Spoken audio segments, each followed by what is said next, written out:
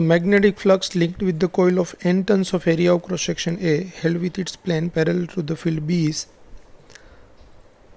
तो तमने cross section पहला तो आपेलू है n टन्स वाळू सपोज आ एक समतल है अथवा तो कोइल है तो कोइलनो क्षेत्रफल सदिश ए समतल ने लंब रूपे आवशे।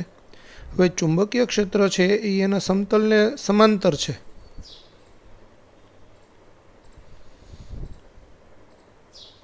बराबर।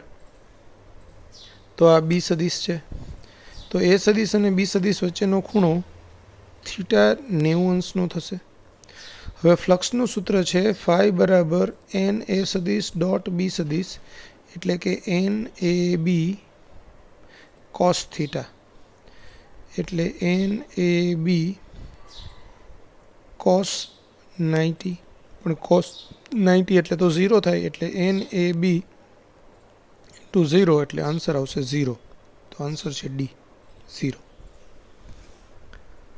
of radius 0.1 meter r is equal to 0.1 meter has 80 tons of wire એટલે n આપ્યું છે તમને 80 if the magnetic field through the coil increases from 0 to 2 tesla એટલે b1 બરાબર 0 ટેસ્લા અને b2 બરાબર 2 ટેસ્લા in 0.4 સેકન્ડ એટલે ટાઈમ ડેલ્ટા t આપ્યો છે 0.4 second.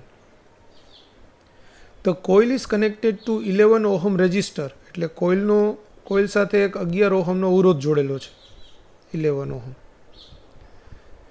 What is the current in ampere flow through the resistor during the 0.4 second એટલે આ 0.4 સેકન્ડનો જે સમયગાળો છે એ દરમિયાન અવરોધ R માંથી પસાર થતો પ્રવાહ શોધો એટલે આપણે I શોધવાનો છે।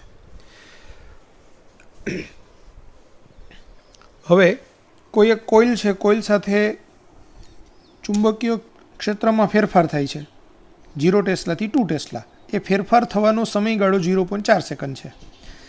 તો ફ્લક્સમાં ફેરફાર થાય ત્યારે EMF ઉત્પન્ન થાય એટલે પહેલાં આપણે EMF E શોધી લઈએ અને પછી E is equal to IR એના પરથી I શોધી લઈએ। તો આપણું ઈનું સૂત્ર છે -n dφ by dt अथवा तो -n delta phi by delta T. हवे चुंबकीय क्षेत्रनी अंदर आपणे फेरफार करीए छीए एटले डेल्टा बी आवशे। तो अहींया ऋण निशानी अवगणीए कारण के तो खाली EMF नी दिशा नक्की करवा माटे छे आपणे तो EMF थी मतलब छे प्रवाह कई दिशामां छे ए दिशानी कोई चर्चा नथी करवानी अहींया। एटले n delta phi by delta T एटले फाई एटले बी ए cos थीटा बराबर।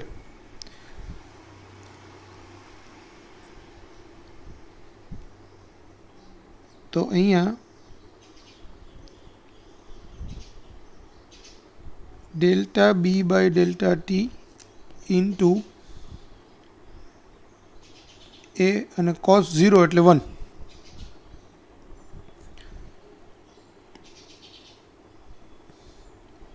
तो n નું મૂલ્ય છે 80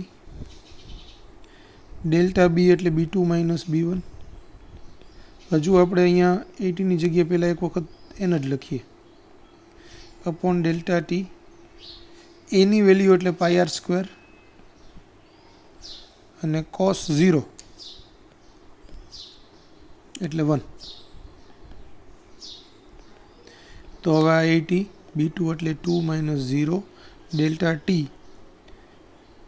એટલે 0.4 સેકન્ડ પાઈ એટલે 3.14 r ની વેલ્યુ 0.1 એનો વર્ગ। તો આ કિંમતો આપણે શોધીએ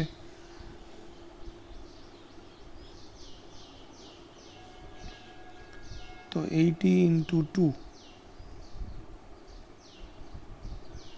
भागाकार में 0.4 એટલે 400 गुणाकार में 3.14 એટલે 1256 અને 0.1 into 0.1 કરીએ તો 12.56 એટલે આ 12.56 વોલ્ટ આવશે।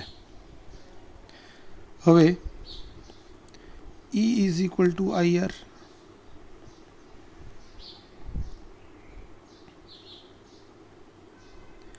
અહીંયા જો અવરોધ તમને 11 ઓહમ આપેલો છે, તો આપણે 3.14ની જગ્યાએ 22/7 કરશું તો સેટ થશે. તો અહીંયા 22/7 કરી નાખીએ.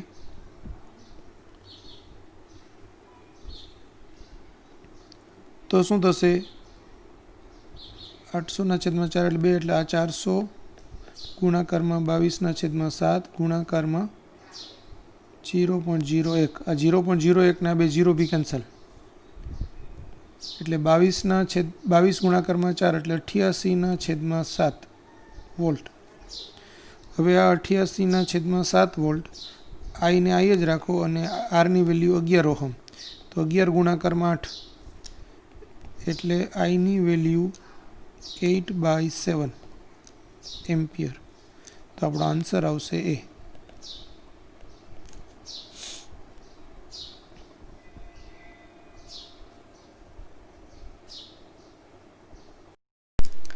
A rectangular coil of 20 tons and area of cross section 25 square centimeter has a resistance of 100 ohm. પહેલાં તો n આપ્યું છે, n બરાબર 20 ટન. ક્રોસ સેક્શનલ એરિયા એ આપ્યું છે 25 સ્ક્વેર સેન્ટીમીટર, મતલબ 25 ઇન્ટુ 10⁻1 સેન્ટીમીટર એટલે 10⁻2 મીટર. તો સ્ક્વેર સેન્ટીમીટર હોય તો 10⁻4 મીટર સ્ક્વેર. રેઝિસ્ટન્સ આપ્યો છે R 100 ohm. If a magnetic field which is perpendicular to the plane of the coil changes at a rate of 1000 Tesla per second, મતલબ આપ્યું છે તમને dB/dt. dB/dt is equal to 1000 Tesla per second. The current in the coil is I તમને પૂછેલું છે. હવે તમને બીજી એક વાત કીધેલી છે, if the magnetic field which is perpendicular to the plane of coil. હવે સમજો, પ્લેન ઓફ કોઇલ એનો એરિયા વેક્ટર એને લંબરૂપે હોય. હવે મેગ્નેટિક ફિલ્ડ બી એને પરપેન્ડિક્યુલર છે BB. તો અહીંયા થીટાની વેલ્યુ કેટલી આવશે? 0. cos 0 એટલે 1 થાય. બરાબર? તો હંમેશા યાદ રાખજો, જ્યારે ચુંબકીય ક્ષેત્ર એ સમતલને લંબરૂપે પાસ થતું હોય ત્યારે cos થીટાની વેલ્યુ 1 લેવાની, અને જ્યારે ચુંબકીય ક્ષેત્ર સમતલને સમાંતર હોય આમ, તો આપણો એરિયા વેક્ટર આમ હોય તો થીટા છે એ 90 આવે અને cos 90 એટલે 0 થાય. આ ખાસ યાદ રાખજો આ બે વસ્તુ. તો અહીંયા E is equal to n dϕ/dt. ઋણ નિશાની અવગણતા.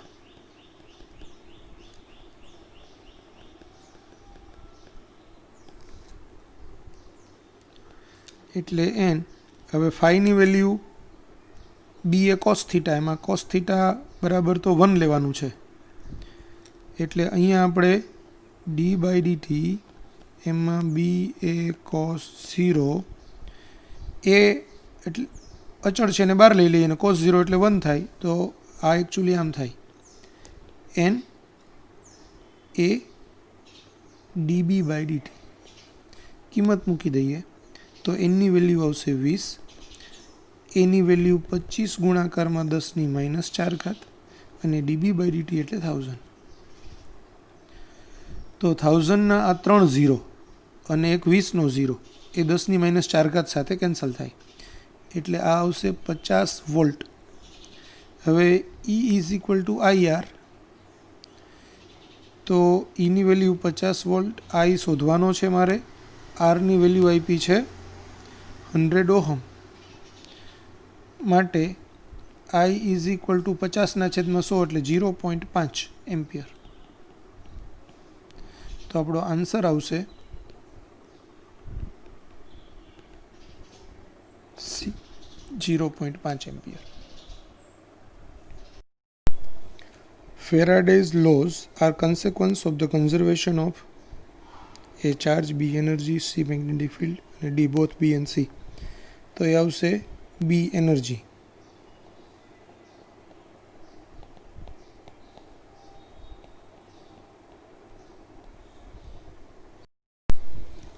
A coil having 500 square loops of side 10 cm is placed normal to the magnetic field which increases at a rate of 1 Tesla per second. The induced EMF is. હવે 500 square loops છે મતલબ આટાની સંખ્યા આપી છે. n is equal to 500. Side 10 centimetre આપ્યું છે એટલે area A બરાબર L સ્ક્વેર એટલે 10 નો વર્ગ સેન્ટીમીટર સ્ક્વેર એટલે 100 into 10⁻⁻4 મીટર સ્ક્વેર એટલે 10⁻² metre square.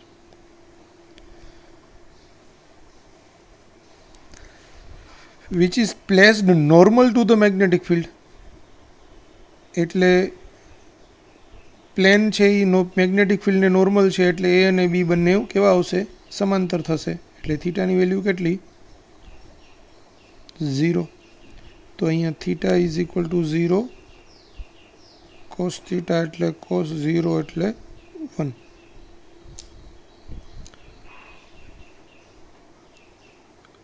Magnetic field increase થવાનો રેટ dB/dt એ આપ્યો છે 1 ટેસ્લા પર second. The induced EMF is એટલે એ તમને પૂછેલું છે. હવે E is equal to NA dB/dt cos 0. n ની વેલ્યુ 500, a ની વેલ્યુ 10⁻², dB/dt એટલે 1 અને cos 0 એટલે 1. તો E આવશે 5 વોલ્ટ. તો આપણો આન્સર આવે D.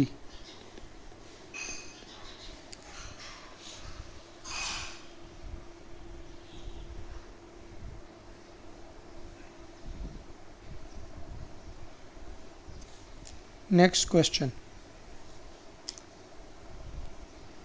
Magnetic flux phi in Weber in a closed circuit of resistance 10 ohm. R is equal to 10 ohm. Varies with the time t in seconds as phi is equal to 6t square minus 5t plus 1. The magnitude of the induced current at t is equal to 0.25 second is.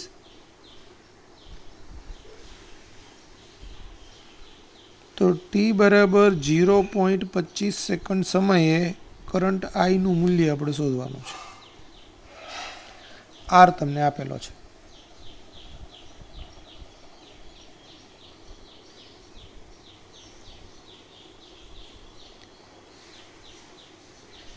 હવે close circuit છે મતલબ એક જ loop છે એટલે આટાની સંખ્યા 1 ગણાય.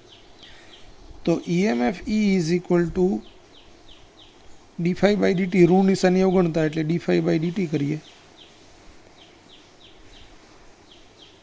અને E ઇઝ ઇક્વલ ટુ આપણે IR કરીએ. અહીંયા d∅/dt ની કિંમત મૂકીએ તો 6t² નું વિકલન કરવાનું છે t ની સમયે. તો 6t² નું 2t થાય -5 t નું 1 થાય અને 1 નું 0 થાય એટલે આ થશે 12t - 5.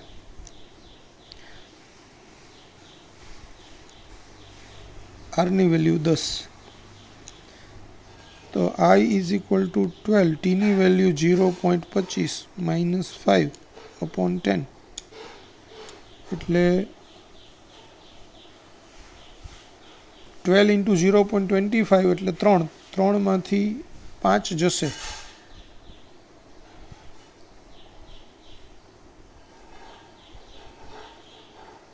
તો આ -d∅/dt લઈએ તો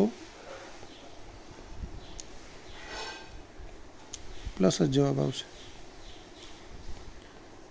3 minus 5 upon 10 એટલે minus 2 upon 10 એટલે 0.2 એમ્પિયર.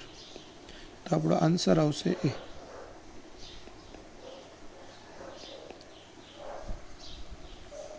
જો ઋણ નિશાની છે ને એ માત્ર કરંટ કઈ દિશામાં વહેશે એ જ દર્શાવે. એટલે કદાચ અહીંયા તમારો કરંટ છે એ -0.2 એમ્પિયર આપ્યો હોત અને પછી જવાબ એ સિલેક્ટ કરી નાખો તો પણ ચાલે, nothing wrong.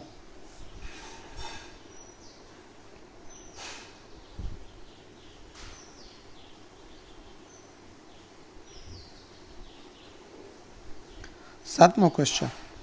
A copper rod of length L is rotated about the end of perpendicular to the uniform magnetic field B with constant angular velocity omega. The induced EMF between the two ends is.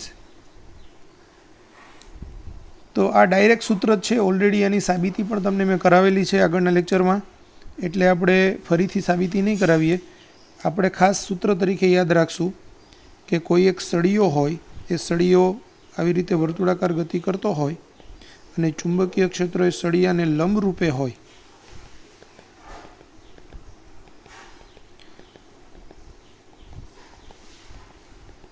તો એમાં ઉદ્ભવતું EMF E બરાબર 1/2 B omega L² થાય, એટલે answer આવે C.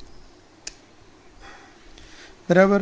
અહીંયા આપણે એવું બી શીખેલા કે ભાઈ એક કરતાં વધુ આવી રીતે આરા હોય તો એક આરામાં ઉદ્ભવતું EMF આટલું હોય, તો હવે આવા એન આરા હોય તો એમાં બી ઉદ્ભવતું EMF આટલું જ હોય. શા માટે? કારણ કે આ દરેક આરો છે એના એક છેડો ઋણ ને એક છેડો ધન બને.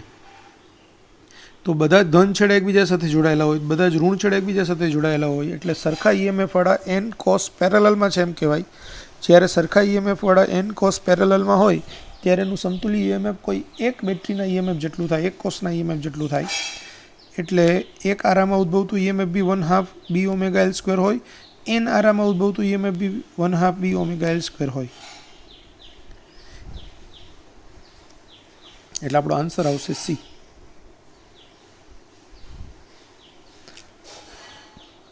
The magnitude of Earth's magnetic field at place is B0 and the angle of dip is delta.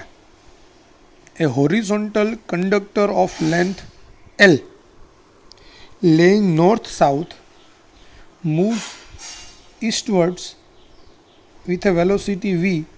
The EMF induced across the rod is. હવે સમજો,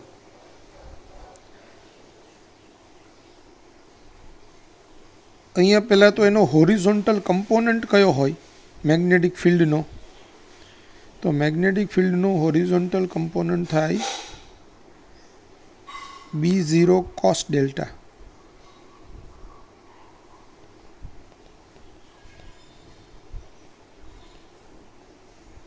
બરાબર. હવે આપણું સળિયો છે એ નોર્થ સાઉથ છે. આપણે પહેલાં તો એ નોર્થ સાઉથની દિશા બતાવી દઈએ કે આ નોર્થ, આ સાઉથ, આ ઈસ્ટ ને આ વેસ્ટ. તો સળિયો છે એ નોર્થ સાઉથ છે, એ મૂવ કરે છે ઈસ્ટવર્ડ્સ, એટલે એની વેલોસિટી v આમ છે. બરાબર. આ એનું L છે.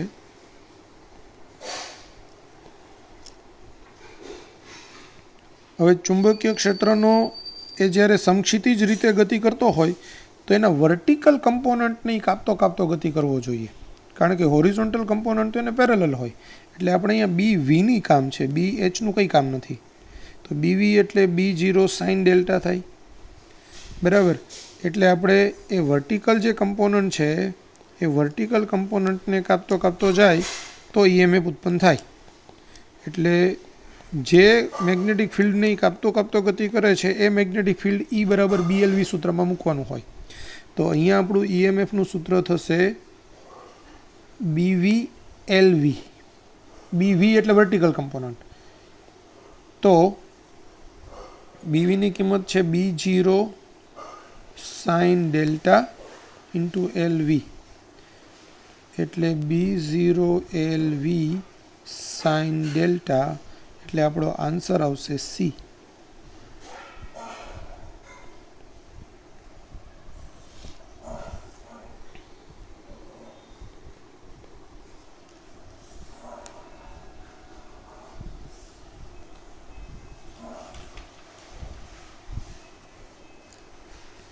Next question.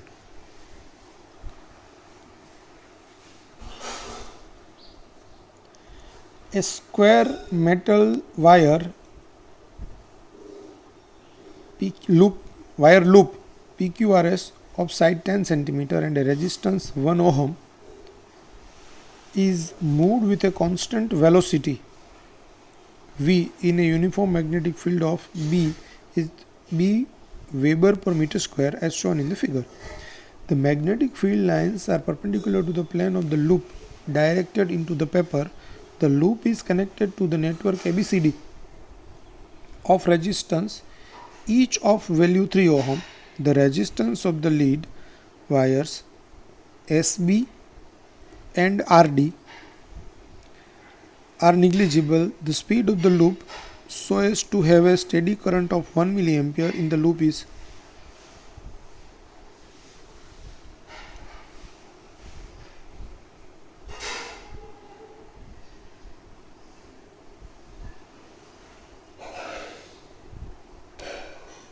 હવે પહેલાં તો જુઓ નેટવર્ક ABCD છે ને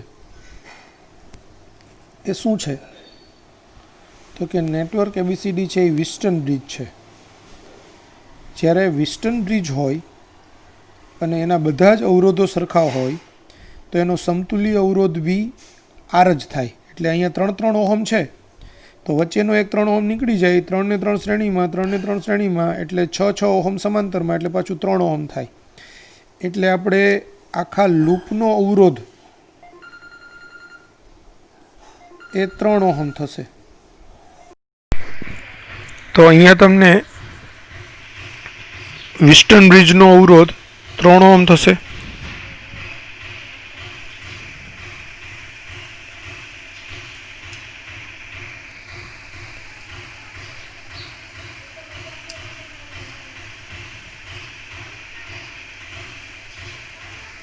હવે આખી લૂપનો અવરોધ 4 ઓહમ છે, એટલે 1 ઓહમ છે, એટલે કુલ અવરોધ R બરાબર 1 વત્તા 3 એટલે 4 ઓહમ થશે.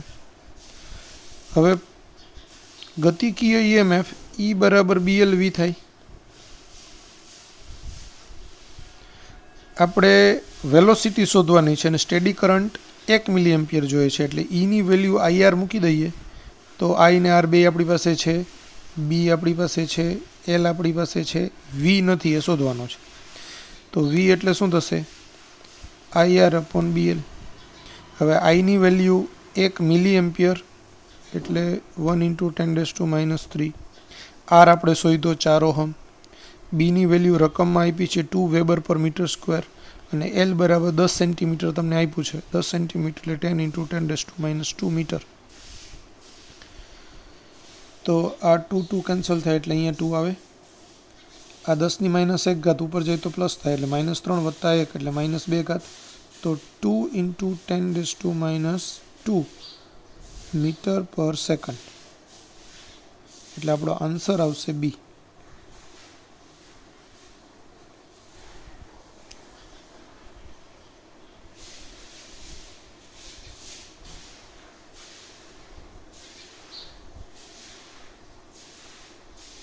Conducting ring of radius 1 metre એટલે R આપ્યું છે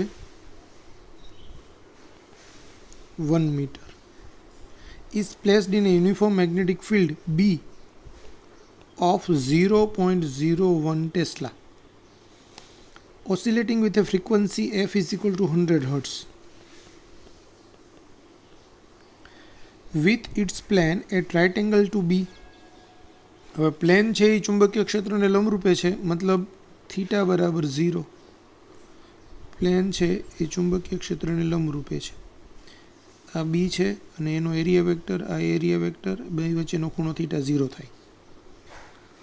what will be the induced electric field એટલે ઇન્ડ્યુસ્ડ ઇલેક્ટ્રિક ફિલ્ડ પૂછ્યું છે. શેમાં? તો તમને આ રિંગ આપી છે એટલે આ એકચ્યુઅલી રિંગ છે આમ, બરાબર. એની અંદર વિદ્યુત ક્ષેત્ર પૂછેલું છે. હવે પહેલાં તો ઇન્ડ્યુસ્ડ EMF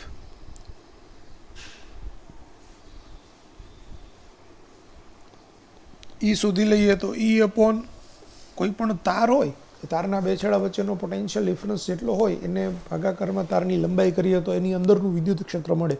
ઈ બરાબર V/L સૂત્ર છે. તો એના માટે અહીંયા આપણે V એટલે EMF E શોધવાનું થાય, ઇન્ડ્યુસ્ડ EMF. તો ઇન્ડ્યુસ્ડ EMF E એટલે શું થાય?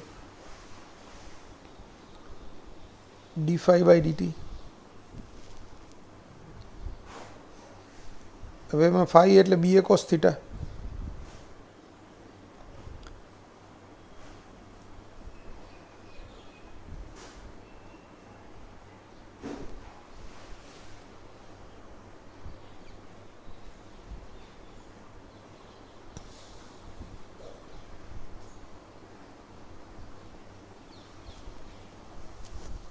હવે ફાઈની વેલ્યુ આપણે શું મૂકશું? તો ફાઈની વેલ્યુ BA cos θ મૂકીએ, પણ થીટાની વેલ્યુ તો 0 છે એટલે cos 0 એટલે 1 થાય. તો આપણે અહીંયા BA અપોન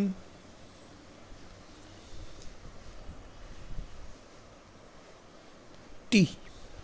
હવે ફ્લક્સમાં થતો ફેરફાર કેટલો થશે? તો એ 0થી એની વેલ્યુ વધીને 0.01 થાય. કેટલા સમયમાં થાય? તો કે આવર્તકાળ T જેટલા સમયમાં થાય. એટલે અહીંયા આપણે આવર્તકાળ T મૂકીએ, કેપિટલ T લખીએ. તો B એ કેપિટલ T એટલે 1/f થાય આવૃત્તિ. તો આ BAF થાય. બીની વેલ્યુ 0.01, એની વેલ્યુ πr², એફની વેલ્યુ 100. 0.01 ને 100 કેન્સલ થઈ જાય એટલે 1 થાય. પાય એટલે 3.14, આર એટલે 1 મીટર એનો વર્ગ એટલે 3.14 એટલે કે પાય વોલ્ટ. હવે EMF E પાય વોલ્ટ છે અને કેપિટલ E એટલે EMF અપોન તારની લંબાઈ, પણ તાર વર્તુળાકાર આકારમાં છે એટલે એની લંબાઈ 2πr થાય. તો ઈની વેલ્યુ પાઈ, આ 2πr, આરની વેલ્યુ 1 મીટર એટલે આ બે પાછું કેન્સલ થાય એટલે 1/2 થાય. 1/2 એટલે 0.5. તો 0.5 વોલ્ટ પર મીટર એ આપણો આન્સર આવે. એટલે 0.5 વોલ્ટ પર મીટર છે આન્સરમાં B. એટલે આપણો આન્સર આવશે B.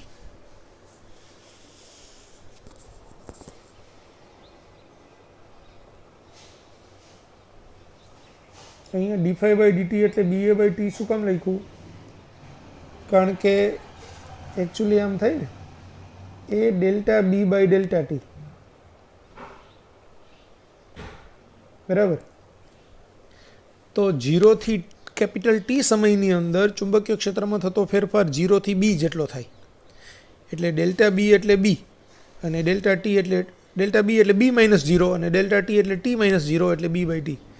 લખવું હોય તો લખીએ. એ અહીંયા B-0 અપોન અહીંયા T-0.